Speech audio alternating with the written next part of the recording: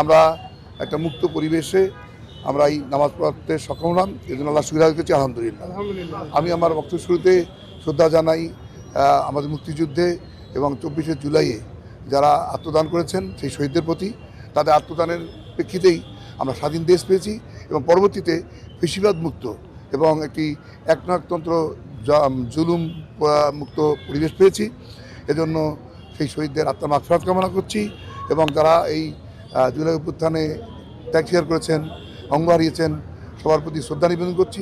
আল্লাহ তাদের ত্যাগ কোরবানি কবুল করুন এবং তাদের সুস্থ দান করুন।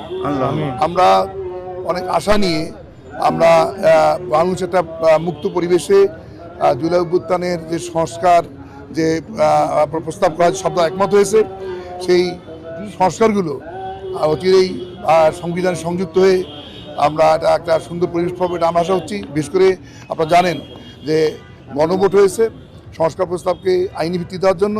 সেই গণভোটে প্রায় 70% লোক রায় দিয়েছেন।